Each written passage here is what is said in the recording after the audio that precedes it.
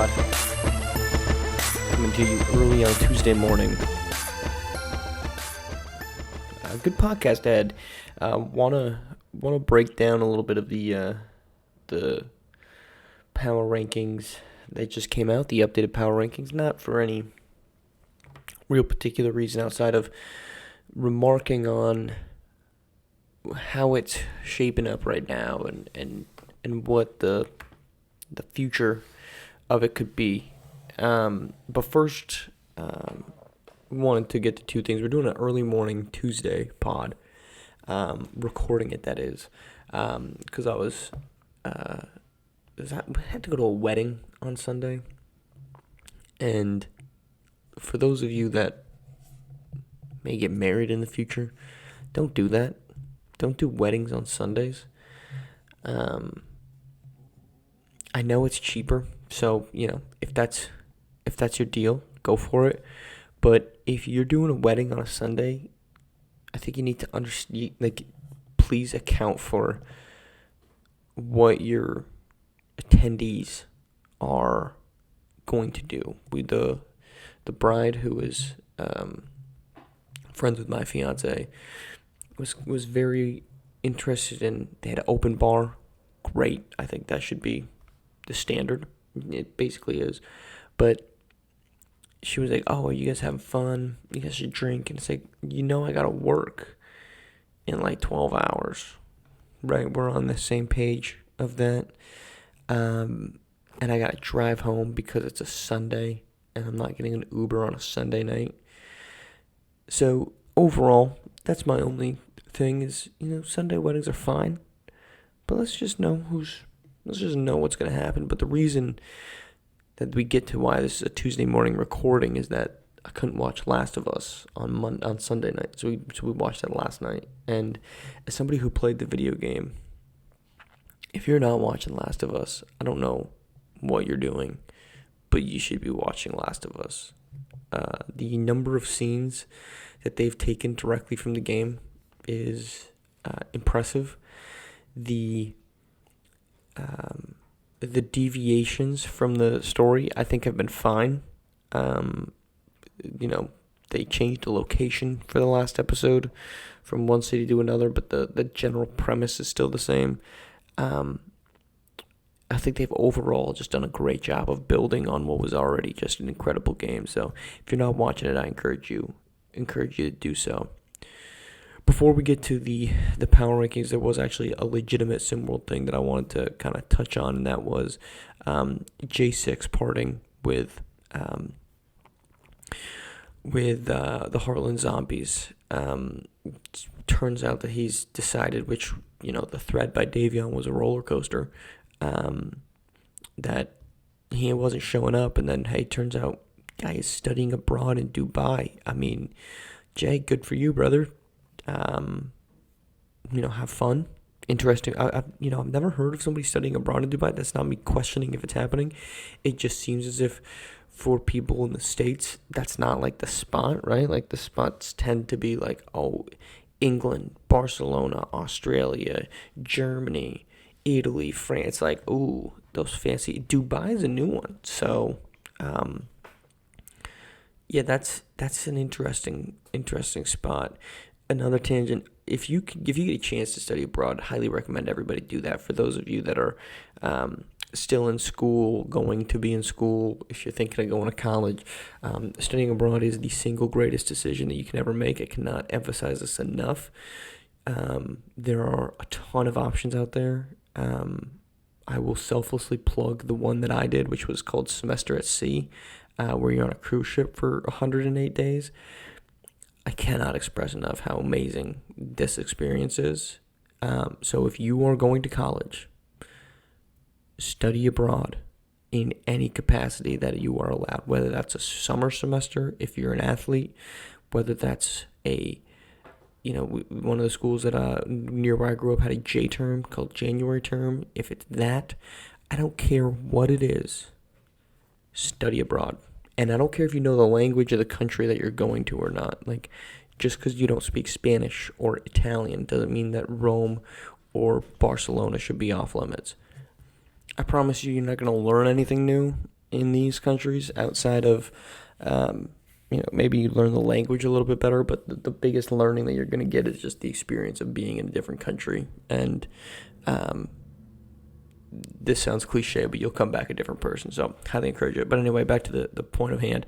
So J6 is out, and we talked about this at the beginning of the recruitment period, the emphasis on why players, coaches really need to be involved in what's going on. I think this is just underscores that, like, especially now with the season less than a month away, the excitement is there. I don't think that we're going to see too many of these, but I think, we saw a lot of people kind of saying, oh, this is, great, good luck to him, this is crazy. But I think the one that kind of really underscored it was Yells when he said that it's just a lack of respect. And I know that some of the players have been ghosting coaches, according to coaches. Overall, if you just can't have the professionalism to say, yo, look, I'm out of here, and instead you just decide to just ghost, like, that's unacceptable. And if that's the route that J6 and others may have or will take, there needs to be a serious look in the mirror, because it's not anybody else's fault that you're ghosting. So figure that out before we get all up in arms about, or congratulations about a guy moving on. On to player rankings. A couple things stood out to me from the latest rankings. Bronny James is really well loved by ESPN. He's number 10. Not well loved by either SimWorld TV, where he's 22, or by 24/7 Sports, where he's 28. Look, I'm not trying to be the ESPN homer here, and I think there's probably a little bit of ESPN bias to Bronny James. Did y'all watch his last tournament, the Golden State Showdown? That dude is not the 27th best player in the league, okay? 28th, 22nd. I'm not saying he's number one, but he's definitely not in the 20s. That surprised me that he was ranked so low. But again, I think there might be a little bit of, ESPN bias mixed in with some of the other ones. I just don't think the guy dominated the game. Dominated that game. And you're telling me there's 21 people better than him? I disagree. But I wanted to make a little bit of a prediction and kind of think, okay, looking at this group, who's the newcomer that is going to have the best chance at being the future number one? And the new number one, right? Because DJ Wagner, Mackenzie Mbako, they kind of came on. I'm not considering them newcomers because of their kind of general establishment in the amateur basketball world. The same to Mikey Williams. All three guys are committed to colleges. I don't consider them to be newcomers. I'm also not going to consider Bronny James to be a newcomer. This is not a who can I cherry pick that we've already been established. So I wanted to look at this list. When you look at it, the top 6 are, and I'm looking at SimWorld TV, which is pretty consistent with some of the other ones. ESPN, it's just doing a quick look. It's top 8. I'm shocked Caden Shipp has moved ahead of Trey Turner. I don't necessarily agree with that. And then 24/7, the top 6 as well are all mainstays, either former second-year SimWorld Hoops players or players that we've seen in other forms of basketball. But what I wanted to look at was who is potentially capable of becoming the new number one that was unheard of, unknown, unheralded prior to the season.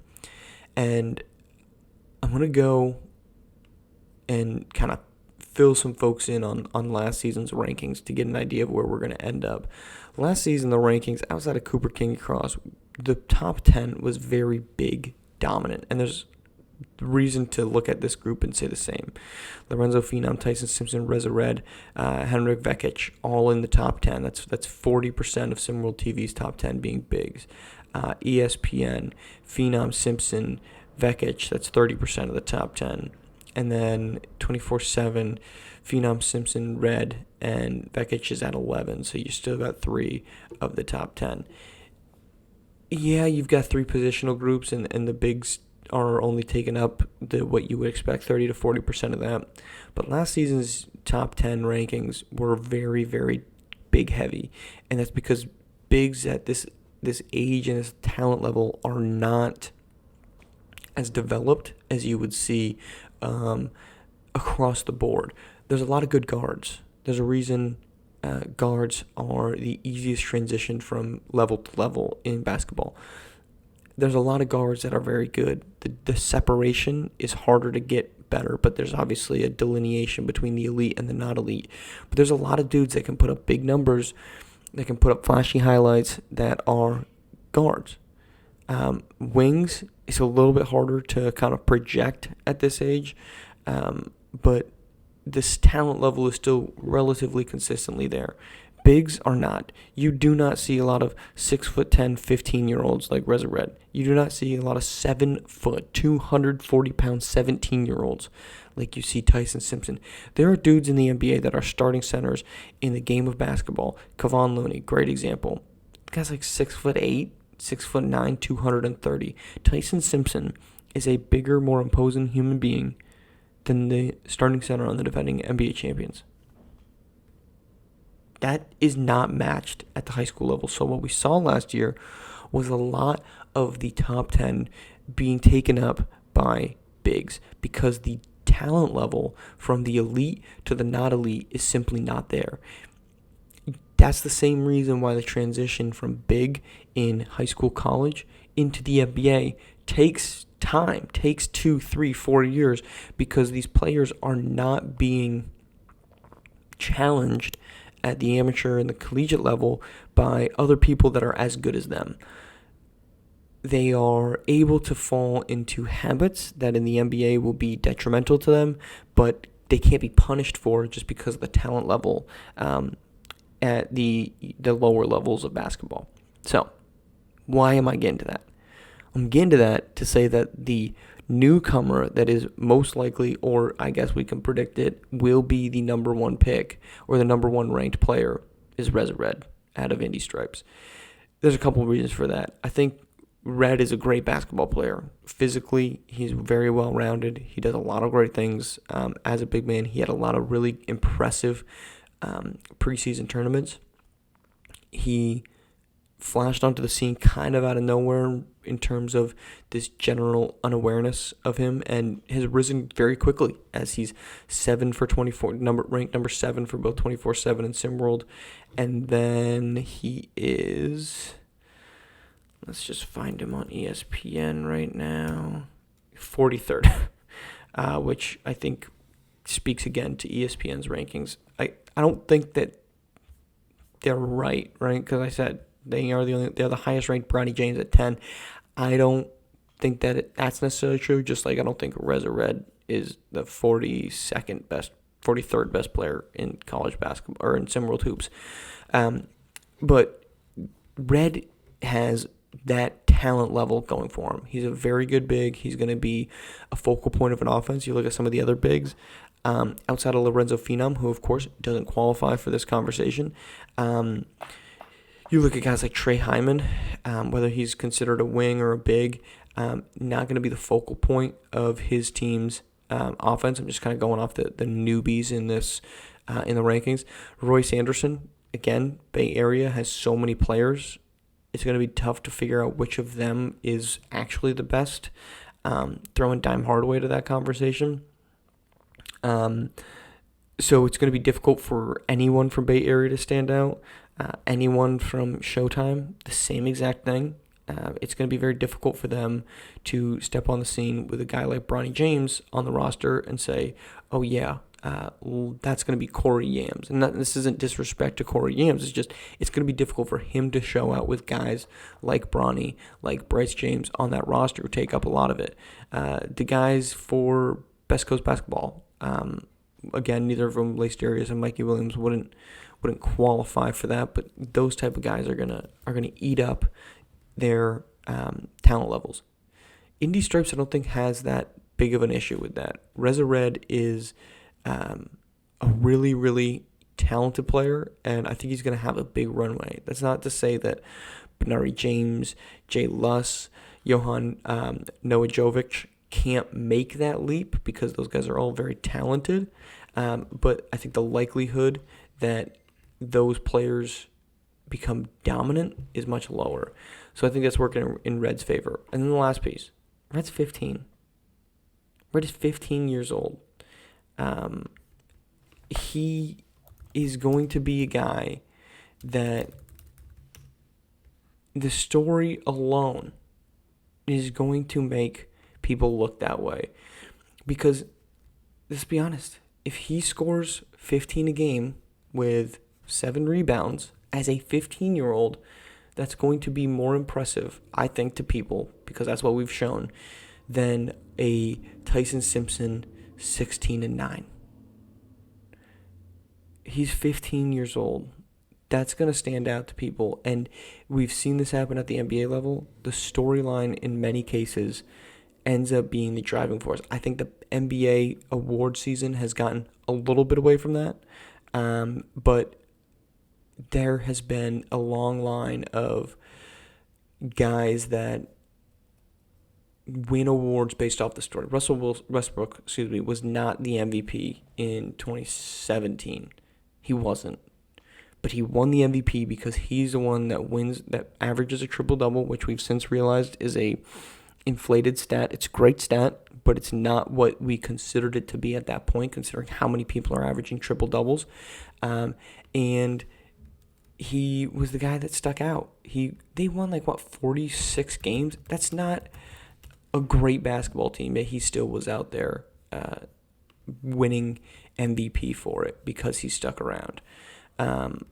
That's simply why he got that. And if we are so obsessed with triple doubles and that is such a great counting stat, then the MVP race is over. Nikola Jokic is averaging a triple double right now. Why do we not hear the acclaim for it? Because we've realized it doesn't matter.